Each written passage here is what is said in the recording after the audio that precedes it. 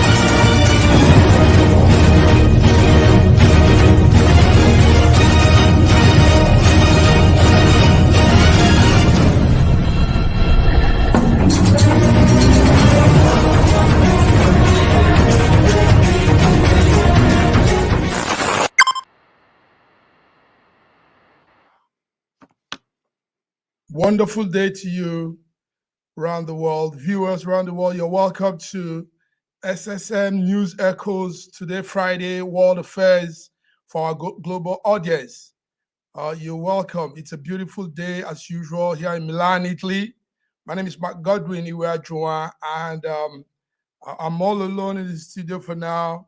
Hopefully, my colleagues from the different parts of the world will be joining. So you are welcome. You are welcome, viewers. You're welcome. Before we go into our discussion, before we begin to say anything, we run through the newspaper. So this morning we were looking at some major news headline in some international papers today, the 17th of November 2023. One of the major things we'll start looking at is Biden and our China president X. Yesterday, on Wednesday, there was a meeting they had, and we'll be looking into what they were talking about in that meeting. In the headlines today also is the result from the Liberian runoff election. Liberia is having its election, and as now, the opposition candidate Joseph Boaki is slightly ahead of President George Weah. George Weah is seeking for a return. Joachim is having a 50.6% of the votes, while George Weah is on 49.4% of the electoral votes. So that's as at this morning. Maybe situations might change before the day. So the two of them are running head-on for in this last Tuesday runoff election, and Liberia is seeking for a new president. Also this morning, an interesting news we're following is from the newspaper is about 20,000 men have so far fled Ukraine since the beginning of the war to avoid being drafted into the war. The BBC is reporting this. BBC says some of them have swam dangerous rivers to leave the country. Some have walked out under cover of darkness, and around 21,000 men that have attempted to flee but were caught by Ukrainian authorities. BBC is reporting this. The BBC is also saying that most of the men ages from 18 to 60 were banned initially from leaving Ukraine, so that they can all be drafted into the war, the ongoing war. The data that has been released by BBC is saying also that 20,000 of those of the citizens have fled. They've run out of the country because they don't want to be in that place. So they fled to neighboring countries, but they are like illegal border crossing that is happening in Romania, Moldova, Poland, Hungary, Slovakia. Men are seen crossing, and they've been doing this since February 22 up till now, up till August 31st. So the BBC is reporting this, that people are leaving Ukraine. Young men from the ages of 18 are leaving Ukraine because they don't want to be drafted into the war. In the CNN headlines, we're seeing that Biden is not expected to face criminal charges for mishandling classified documents. We all know that story. Some documents were open to him and his son. It says 11 months investigation has concluded with interview with the son that he will not be charged. The president will not be criminally charged. So this document dates back to when President Biden was a senator and also the vice president of the United States. So he will not be charged. I think the case closes from hence on. And that's what we are looking at in the news headlines today. Before we go into the discussion, I'm still waiting for my colleagues. I'm still waiting for my coordinators. But if they're not here, we'll go on with the news. So we'll be right back with more in the international news. You are welcome. Thank you for tuning in. SSM News Echoes Global Affairs Updates. We'll be right back.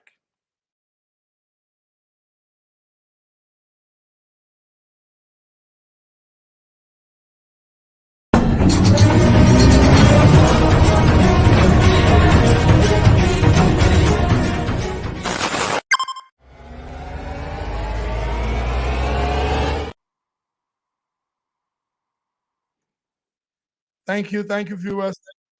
Thank you for tuning in. So, what's hot? What's on the burner this morning? On the burner this morning is our takeaway from the Biden and the Chinese president. Okay, thank you, Dr. Godwin Ibe. You are welcome. Thank you so much. Sorry, I had some technical issues. I had to fix it before. How are you today? I'm good, my man. I'm good, and it's good to see you. I was all alone in the studio, and I was still going on with what we were to do. Today, as you know, Dr. Ibe is News Echoes World Affairs. So let's go deep into some world occurrences and updates. I just did the headlines of the papers. We talked about maybe you should even hear some of those headlines in the paper.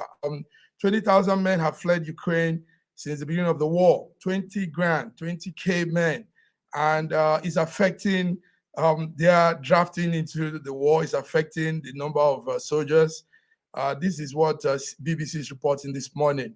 Oh, it's even much worse than that. I saw a video. This was not someone told me.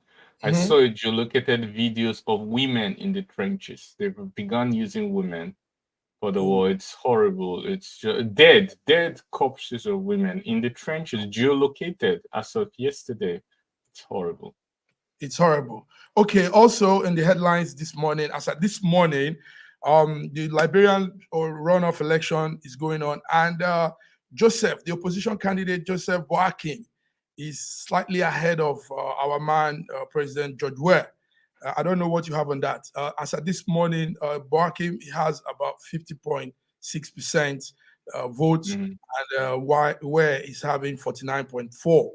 But this is as at this morning.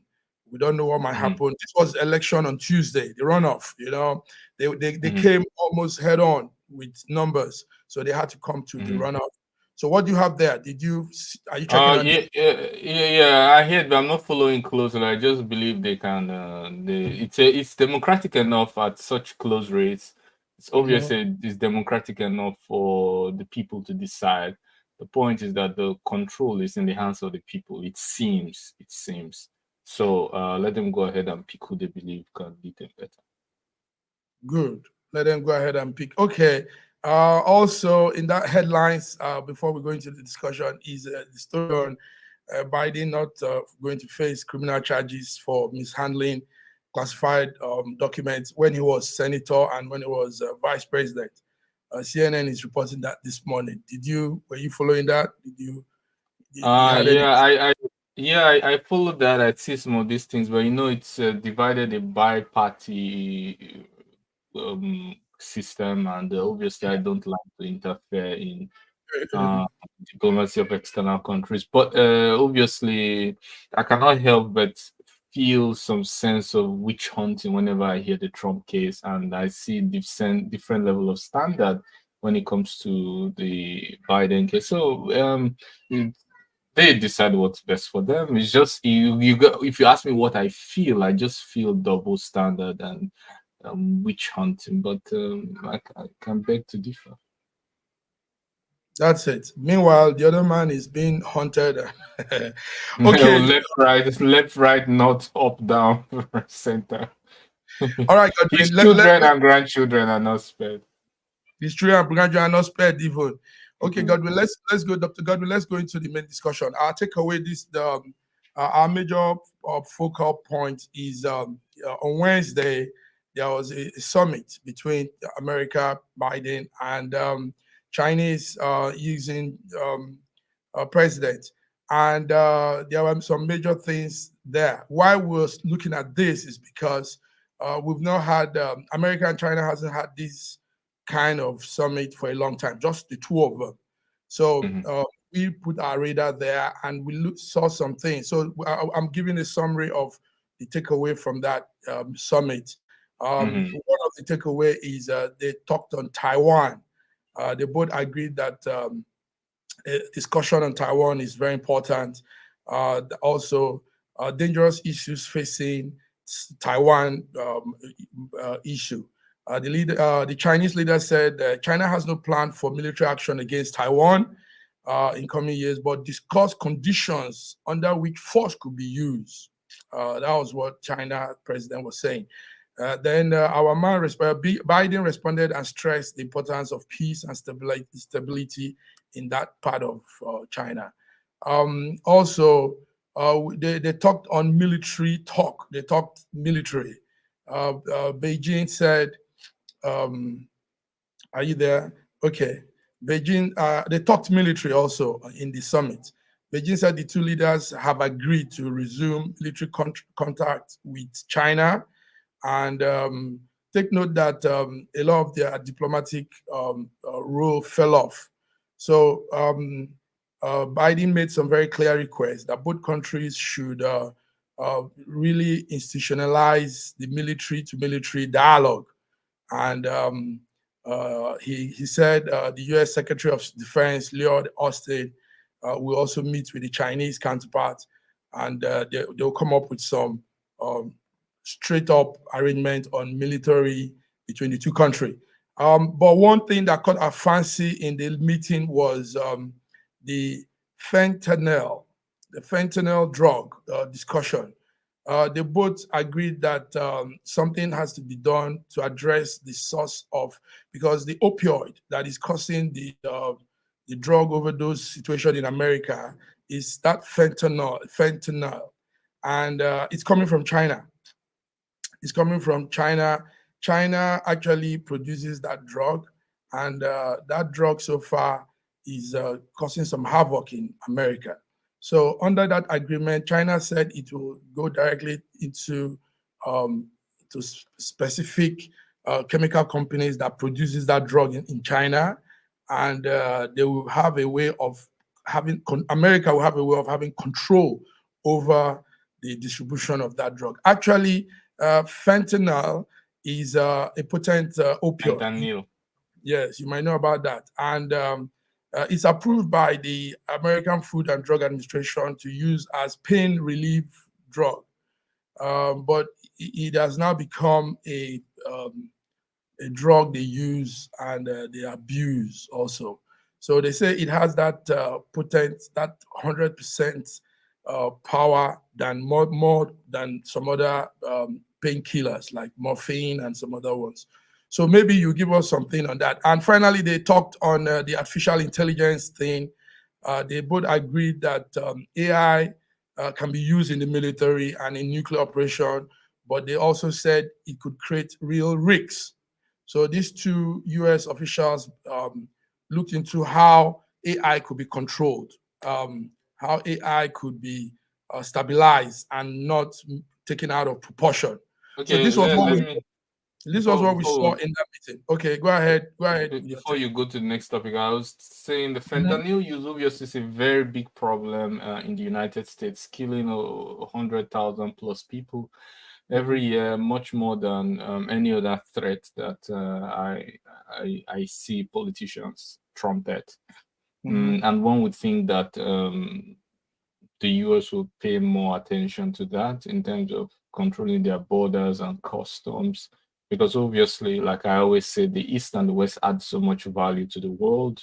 The mhm. US adds so much positive value to the world. So everyone wants to see this value that they keep on adding. And when there's a social problem, social disease with drug use and guns, obviously they will not be best positioned to continue to deliver that value. And like to say that fentanyl, obviously, as you rightly say, is an opioid, yeah, synthetic pyridine opioid that could cause not just hallucinations, but it could cause hypotension, death. Is a sedative. It could cause respiratory failure. So nowadays, many will use it as sports, overuse it, abuse it. And one thing you should understand is that why you want to blame the supplier in the market does not exist only with supply, it exists with demand. When you don't control demand, when you don't control your borders, obviously the suppliers will say, wow, what a lovely demand.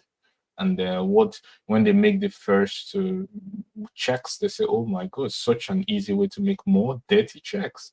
And so you don't just go around saying, oh, supply, when you can't control demand.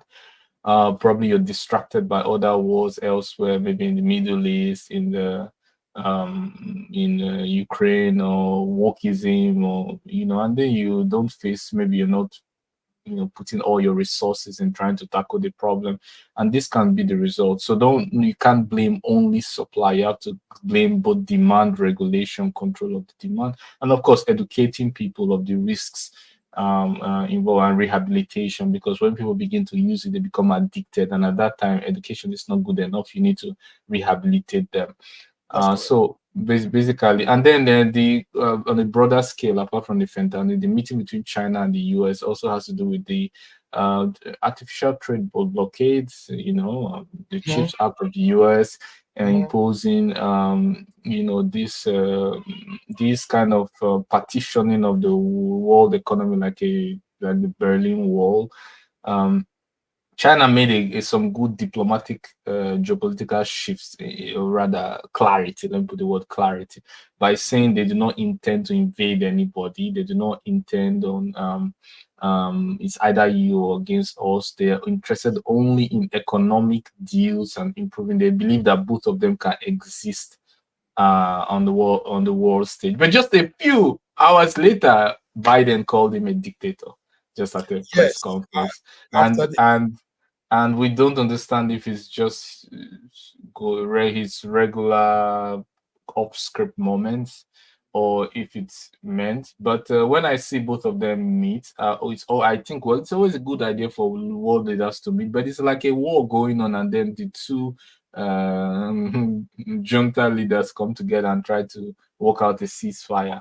There's no real determination in both. You don't see real evidence in both of them to wish the other well.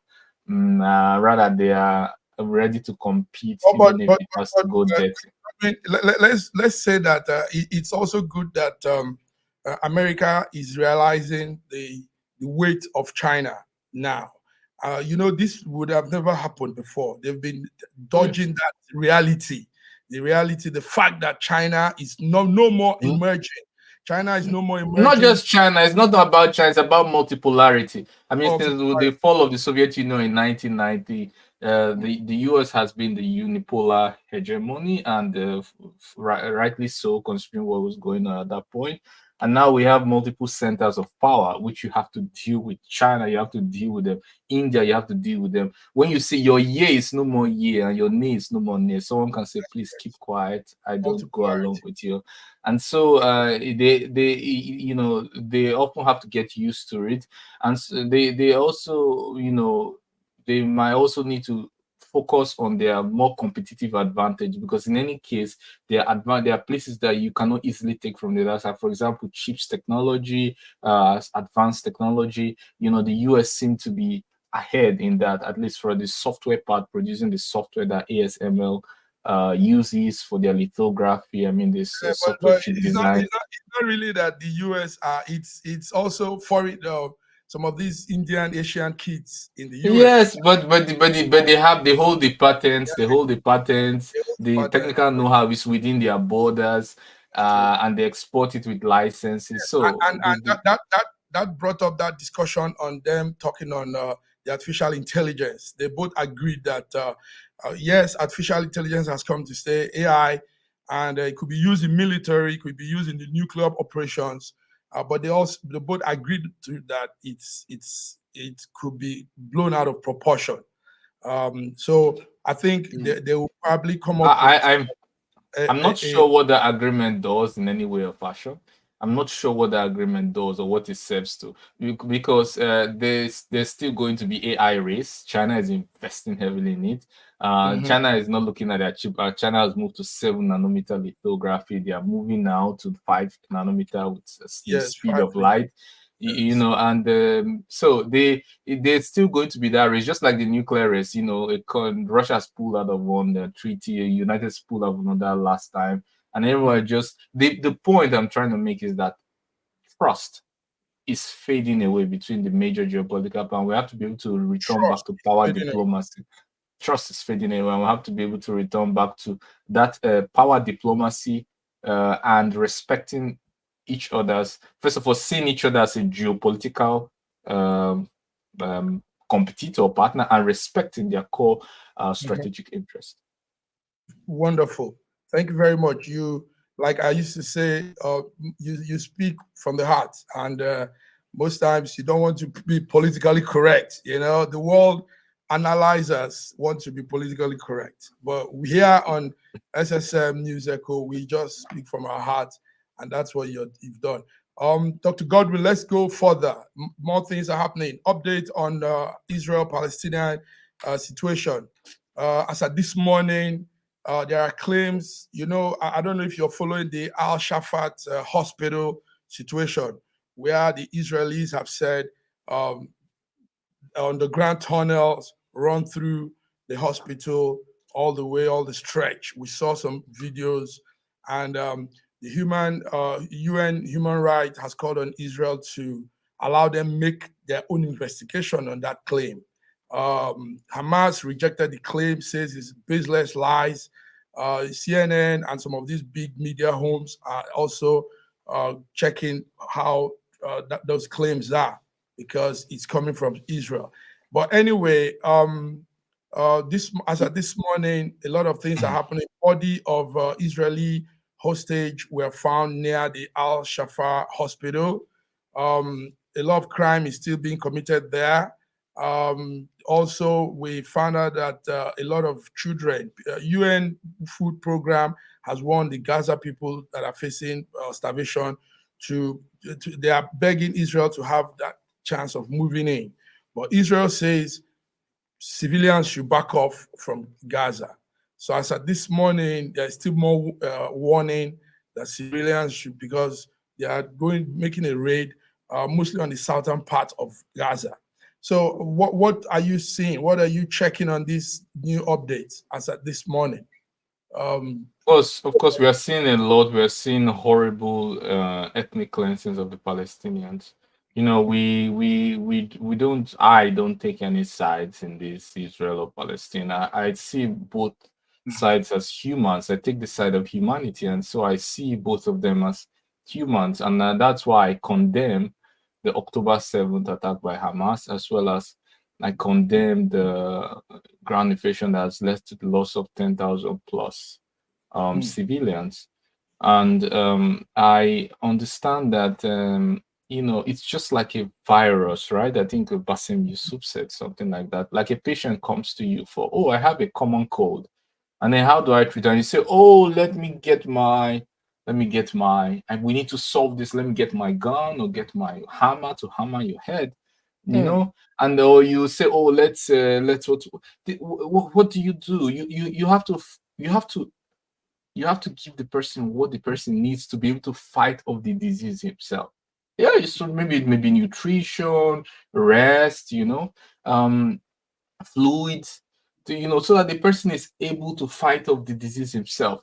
We are all focused on the not the root cause, but on all the signs and the symptoms. Hamas is a symptom. It's a symptom. And what is the symptom? Symptom of oppression of the Palestinian people over a long time. Remember that in 1903, Palestine was not even the preferred location for Israel. The Jews were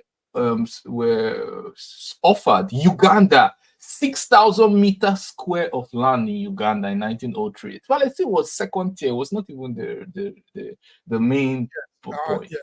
Yeah, and then in about in 1948, Palestine had about 70% occupation of the whole country, that which we know as Israel today.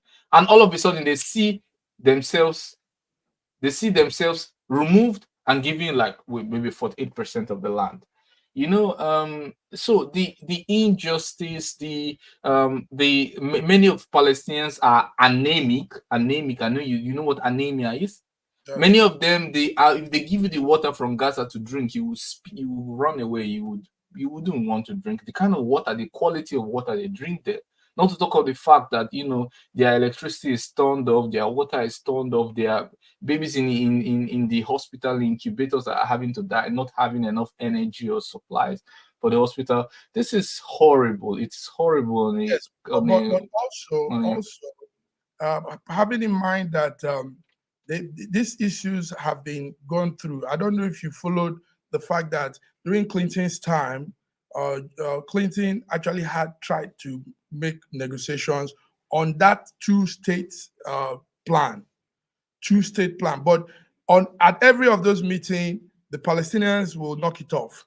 Look at this. Look, yes, I have a very good response to that. Look, you see, there's something called it's like when you tell your enemy, oh, let's go for talks, but you are passively aggressive. You're taking more land, you're occupying more settlements, building more, but you're saying let's go for peace. All the times that Palestinians have gotten any piece of land, whether it's the Sinai High, every time they've gotten it through war. There's never been a time that a Palestinian they got a piece of, whether it's West Bank, Gaza, they didn't get any, just like out of the goodwill of the heart. One day Israel said, okay, let's give you that. No. It was war. They saw the losses. They couldn't take the losses anymore. And they said, okay. Even in Egypt, when they gave Egypt Sinai Heights, it was always war. So there's no trust. They believe that, out of the goodness of the heart, anybody gives territory. Nobody gives territory out of the goodness of the heart. So when you see a peace deal that is not taking into account that actually the Palestinians had 70% ownership of the whole land, and they were kicked out. Israel were not even there, and now they are not giving. You know the problem. A part of the problem is, as long as Palestinians allow Hamas to be on the decision table, whenever some of these things are done, there will always be conflict. They will never come to a resolution. But Hamas is exactly what I say. You are again talking about a symptom. Hamas is a symptom. Hamas is just a symptom. You cannot have if you took the situation that Palestine is facing in now, and you take it to Nigeria, you get IPO. If you take it to Argentina, you get something else, abracadabra. You take it to, you are facing the symptom. When you oppress people and they do not feel they have justice, they're going to create another thing, whether they call it mamas or hahas or whatever they call it. Something new will come up, because the prerequisite for peace is justice. You cannot solve anything without justice. So you're beating around the bush saying Hamas or Hamas. The way it is now, Israel has occupied that territory, and there's nothing anybody can do. That's a nation there. Yeah, so we all agree on two-state solution. We all agree on two-state solution. Yes, that's just what No, could be done. but no, with no passive aggression, that is more occupation. Yeah, while you're No. I don't think there has been passive aggression. Annexation. No. They're more annexation. No, come on. No. It is the way people see it. Do you understand? So, Israel has. No. It's not the way people see it. It's not the way everyone has condemned. It's not the way people see it. It's been said by the UN. Many leaders have condemned the annexation of the West Bank by Israelis. It's not a hidden. It's not something to argue about. It's past. We moved past it. Many people condemn illegal. Only the revolutionists Zionism, and even people who support Israel don't even know that there are different types of Zionism. We have the labor Zionism, we have the regular Zionism, and we have the revolutionists. People don't even know what they're supporting. The labor Zionists, they had a particular game. They don't come to the negotiation table when it comes to this. But there are different types. The labor Zionists believe that they've accomplished their main goal. That is to get a state of Israel and to secure their borders. That's the labor design. The labor. So they have no problem with two-state solution. We have the revolutionists that are trying as much as possible to use every excuse to wipe out or push the Palestinians out of Gaza. And when they push them out of Gaza, what would they push them to the Golan Heights? Maybe. And then when they are in the Golan Heights, you know what's going to happen there. Then they will come again and say, okay, now we've finished Gaza. Let's go to West Bank and room. Thank you very much. Let's go on the small break. We'll be back with more. There's more issues on the world affairs. Let's be back. Viewers, thank you. You're tuned in to SSM News Echo this Friday. News World Affairs. We're giving you Dr. Godwin and myself on deck, and we'll be back. Thank you. A year ago, I wrote a book titled The Final Solution, and I was trying to say to the rest of the world that there are challenges ahead. Now, a prophecy did come, and that prophecy is coming to pass. But I'm telling you, the final solution has been found many years ago in the Bible, because the Bible simply says righteousness exalts a nation and sin is a reproach to the people. So I want you to know that we can get solutions to problems in Ukraine, in Russia, in Nigeria, indeed all parts of the world. We need that solution, and the solution is straightforward. Please get a copy of my book. It's the Final Solution by Bishop Shegun Johnson, and you can find it in Kindle, in Amazon. Just type Bishop Shegun Johnson, The Final Solution. It's very, very small book you can read within 2 hours, but it contains the final solution. Do get a copy. Not getting it is doing disservice to humanity. Don't forget The Final Solution.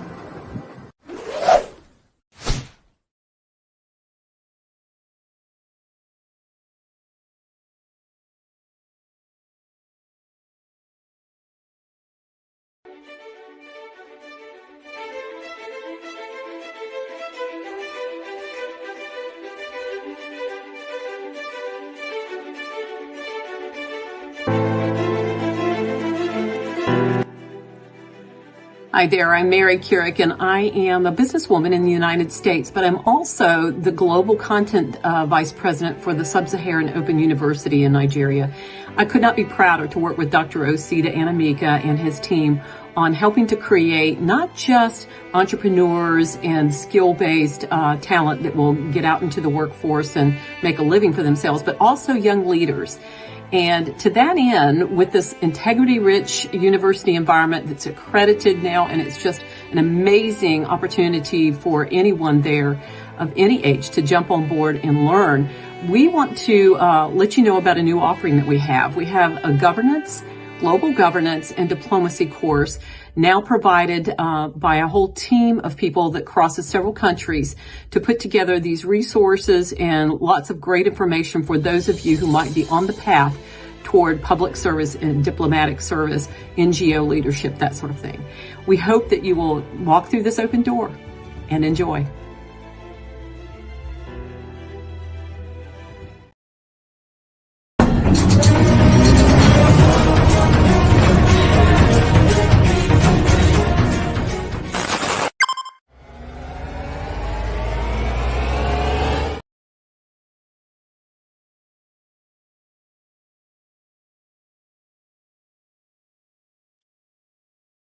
Yes. Welcome back.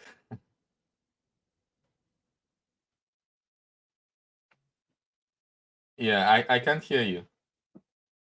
Are you muted?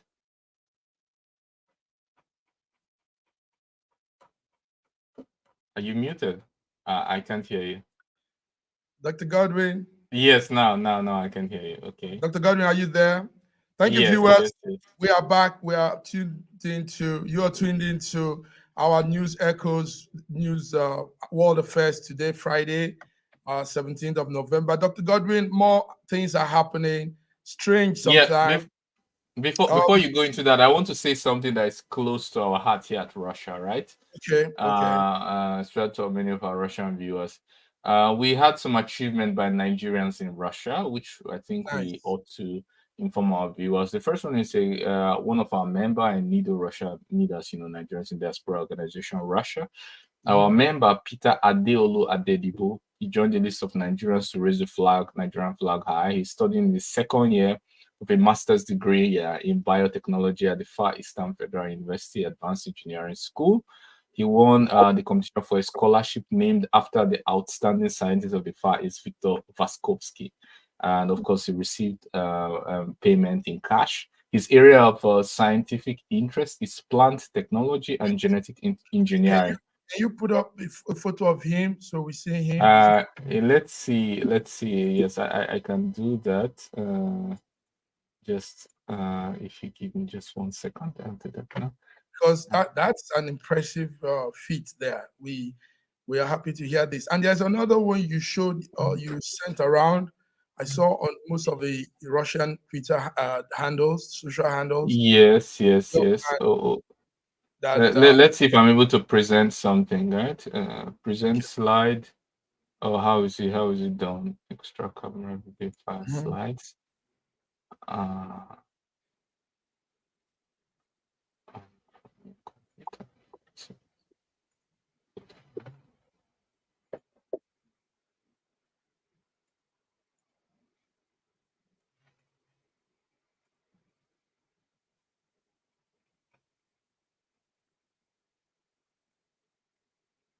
okay. So while he's bringing up the photo, let's yes, is it there?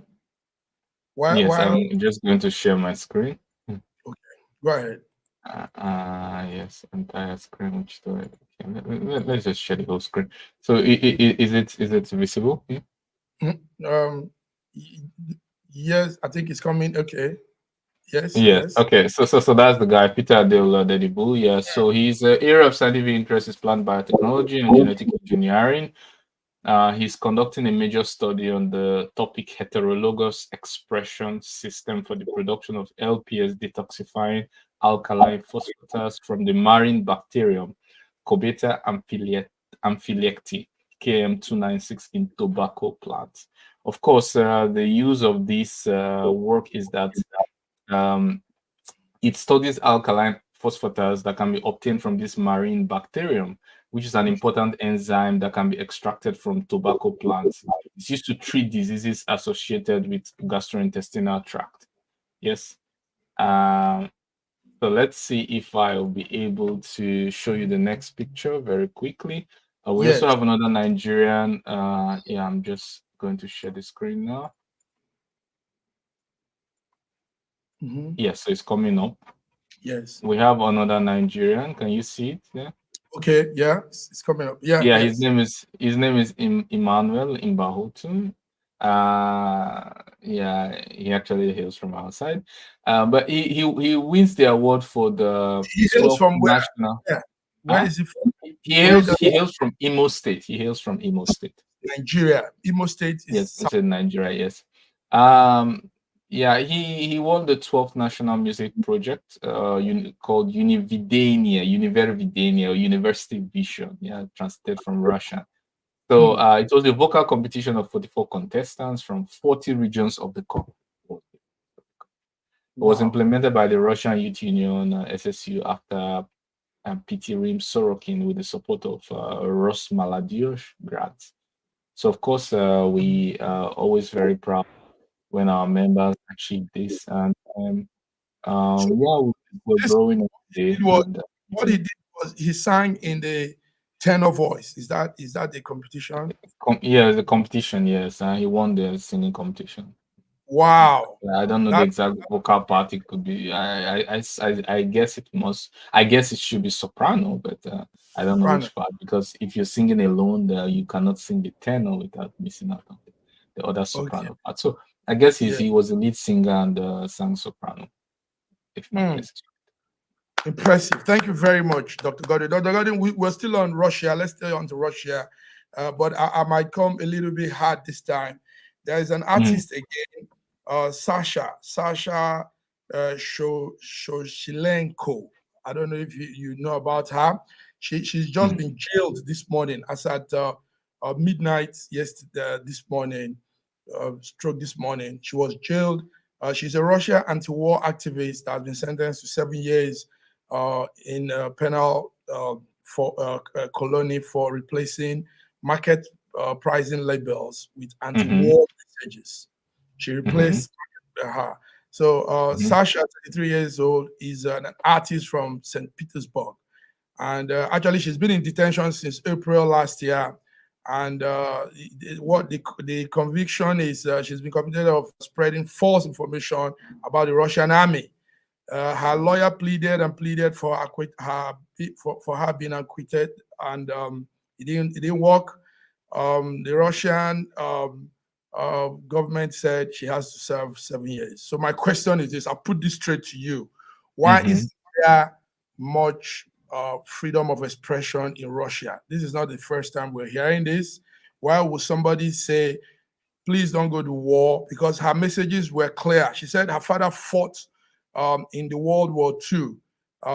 She comes from a family of Russian fighters. Let me answer the question. Yeah, the explanation is clear. Why will this young lady go to jail because she says Russia should stop the invasion? You want me to put it straight to you? Yes. She violated the law and ought to serve. If you commit the crime, you serve the time.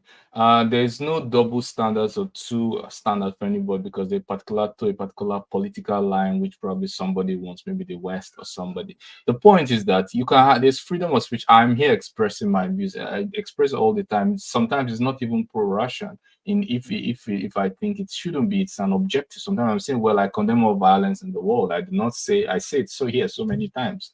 And I also not shy to say, well, I love Russia. I love our president. I love the government. They're doing a great job. It's not easy to control an economy that's facing unprecedented sanctions, economic blitzkrieg, for whatever reason. You remember that collective punishment is a crime under the international law.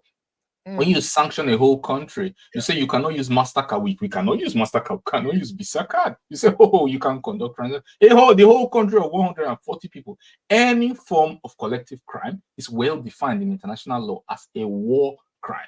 Now, concerning this particular lady, Sasha Skochilenko, it's not that she was expressing, which is a wrong characterization. She went to the shop and was practicing hooliganism. You change the price tags for whatever message you want. Nobody shop doesn't care about you. They are there to make money. They don't care about you.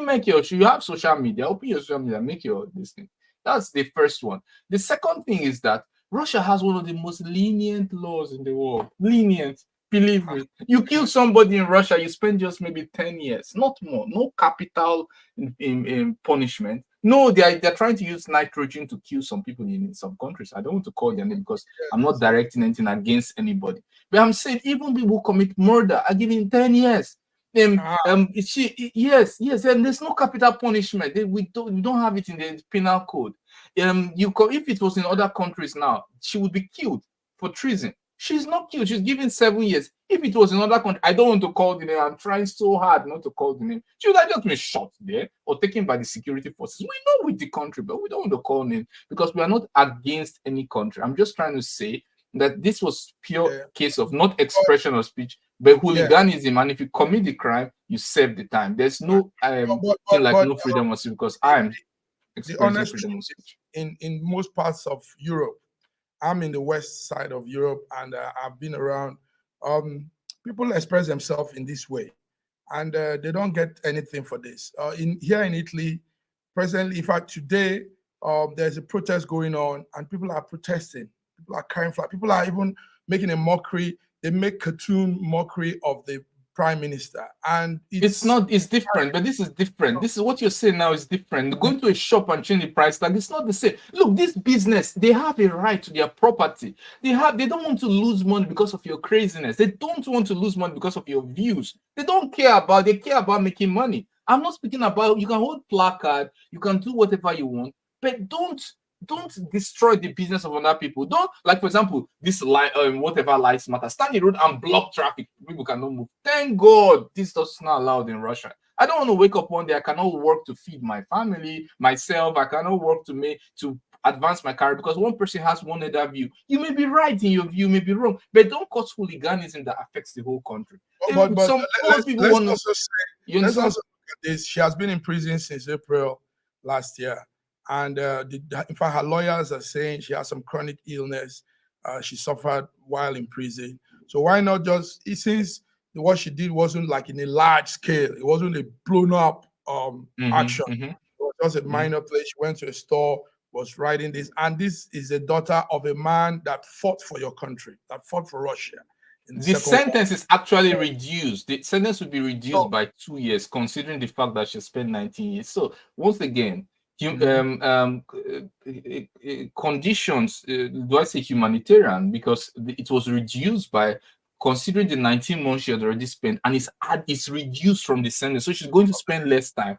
Now, concerning the fact that she's ill, obviously for any ill person, I will definitely want the authorities to consider it and give her the treatment she wants. But if you commit the crime, you save the time. I don't believe in all these double standards. And also, I also want to make it clear that there's a law in Russia on registering as a foreign agent. Russia doesn't even care if you receive money from anybody to be against them. But if you receive funding from abroad, maybe you're Italy, maybe US, maybe register as a foreign agent. Because it's clear whose interest you are pushing forward. That's the only requirement. You can live your life freely as a foreign agent. Don't commit crime. Express your views, but be honest to say, look, I represent these views because I'm receiving this fund, because I have interests overseas, and those interests are dear to my heart, so they affect my clarity of thoughts. So it's very simple. Our viewers watching, that's the young Russian artist, that's the lady there. Sasha Skochilenko. She has been sentenced to 7 years in the penal colonial Russia for replacing supermarket pricing labels with anti-war messages. She doesn't. Can we remember Julian Assange as well, who has been rotting in jail, who is sick of so many diseases in the UK over releasing information in the public interest? He didn't cause hooliganism in his shop. He released information that are of public interest concerning crimes committed. He is rotting in jail. He cannot see. Let me finish, please. Let me finish. He cannot see his wife. Let me finish, please. Let me finish. You guys said this. I allowed you to finish. He's rotting in jail for releasing information that is of public interest. He has a wife and kids that he has never seen outside of the prison jail. He, in fact, married in prison. He has children, and he can't even see. And he's sick, but he's still rotting in jail over a protracted case of what do you call this? But take note, his is a more. I mean, that was in a very high scale. What he did was also, it affected a lot of countries, even Russia. It doesn't matter which country affects. We are missing the substance. We are missing the substance. You don't go into some zone. I mean, which zone? I mean, you don't go into some center of human endeavor in this world. Which endeavor? Which one? Can you name which endeavor he went? Releasing information of public interest. You can't go into CIA, FBI, KGB. You can't go even to Russian KGB and just. He didn't even go there. His own was only to publish information. I expect you to know better than this. Virtually. No, not virtually, please. There's no virtually. He received information and publishes. This is what he does. He doesn't go to hack. So get that very clear. Now, by publishing information, Yes. So he gets information and he publishes. Now, by publishing information that are of public interest, he has spent a lot of time, more than Sasha, more than this Sasha. Has he been considered? Have you ever come on air and say, let us consider Julian Assange, the time he has spent? Maybe we can subtract it, maybe we can think about it, maybe we can think about it. But whenever it's Russia, it doesn't matter. It becomes of public interest in the West. It becomes news. Everybody, the sky all of a sudden sees it. They do not see Julian Assange to report. The hypocrisy is just off the roof. It's unfortunate. We all see on the Julian Assange.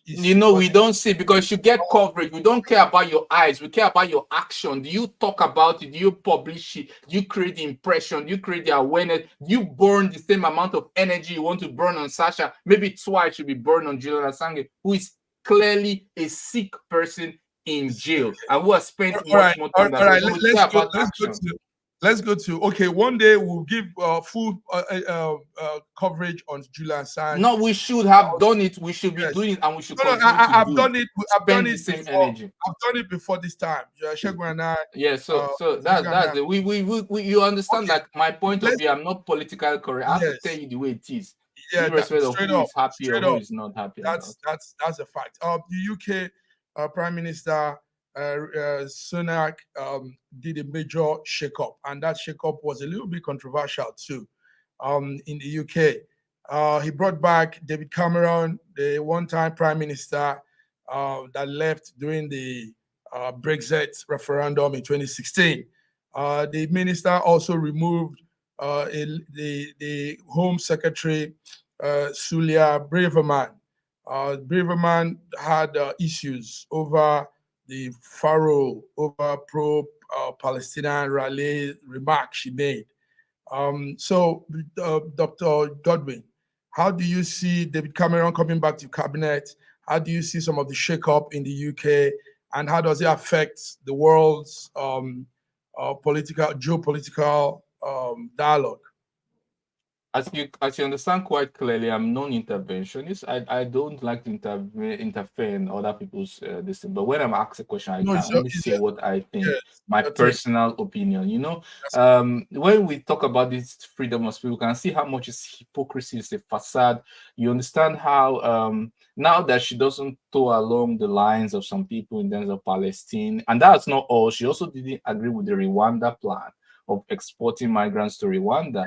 All of a sudden, we see that the freedom of speech isn't so important. All of a sudden, she's sidelined. I mean, I respect the authority of the Prime Minister to do whatever I want. I also respect the citizens of Britain to choose whatever they want for themselves. I'm non-intervention, but it only begs the question. I cannot see that freedom of expression. I cannot see that freedom to feel compassion, the same compassion for Israel, for Palestine. I mean, for God's sake, they are dying at a ratio of 100 to 1. I mean, how much more death do you want?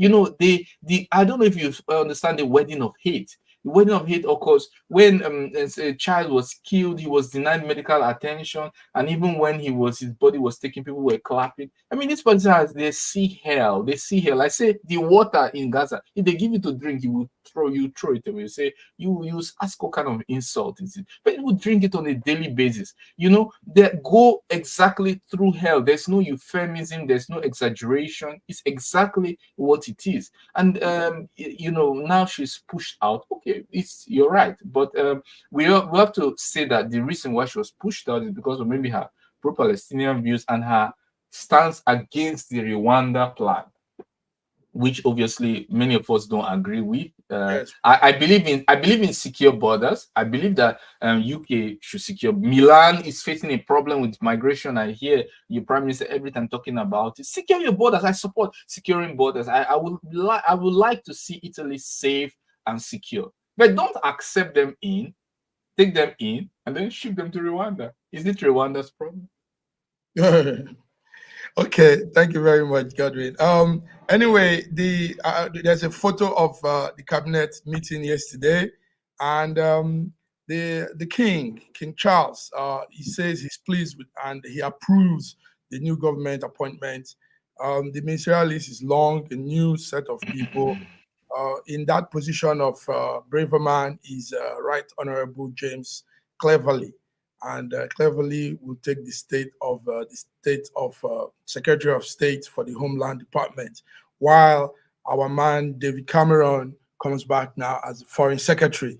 But how do you see David Cameron? Okay, I think because of time, let's move fast to something that I enjoy talking about, Dr. Godwin, and that is outer space. Outer space.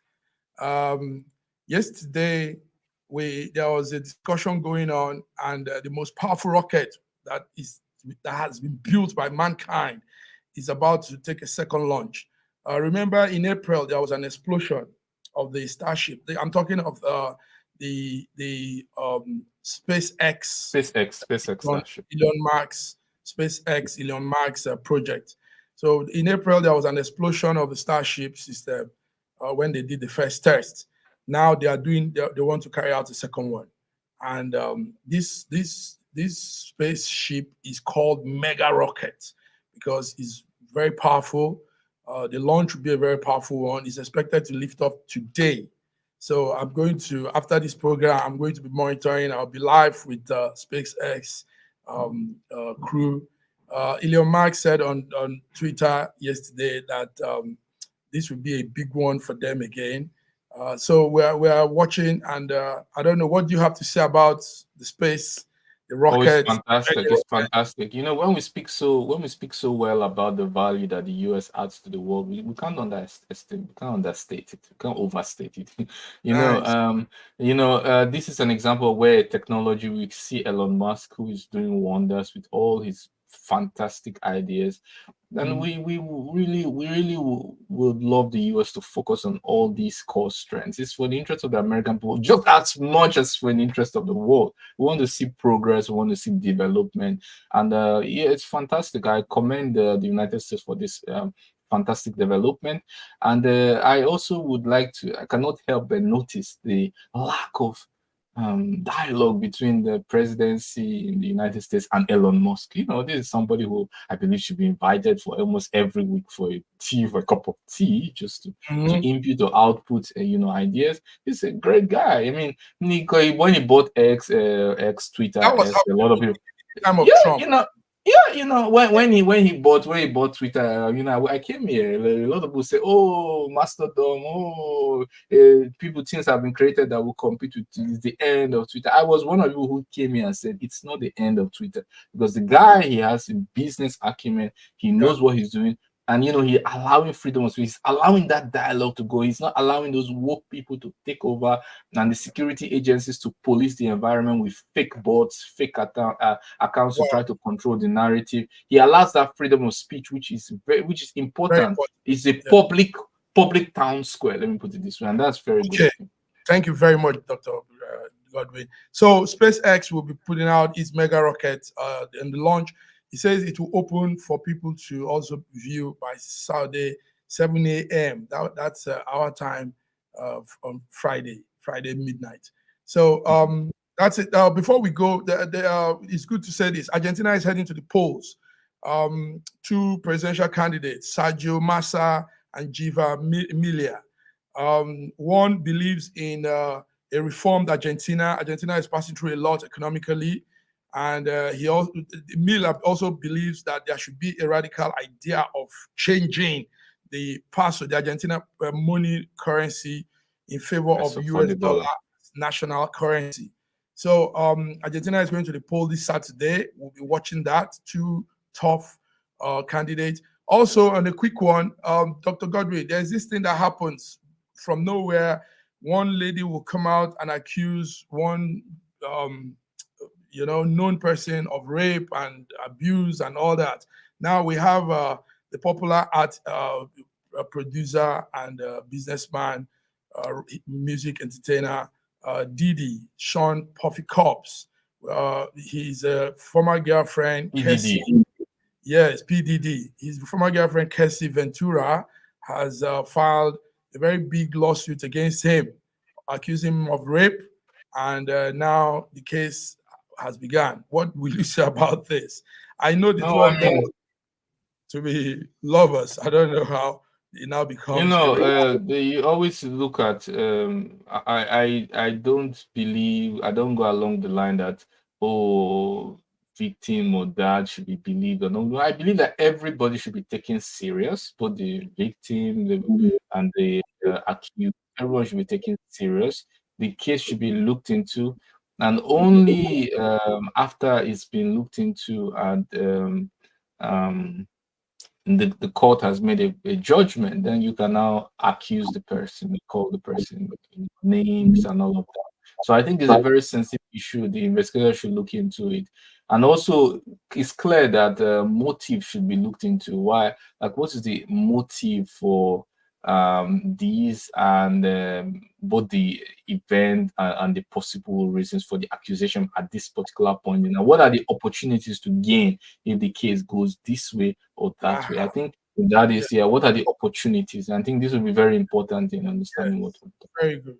Yes. What are the opportunities? Okay. While that is happening, Tiger Woods' ex-girlfriend Erica has dropped her own sexual allegation against Tiger Woods. So all kind of crazy things. On this note, Dr. Godwin, we've done so well. You have done so well. Thank you for coming back. You too. Thank you for all the updates on the News Echoes World Affairs.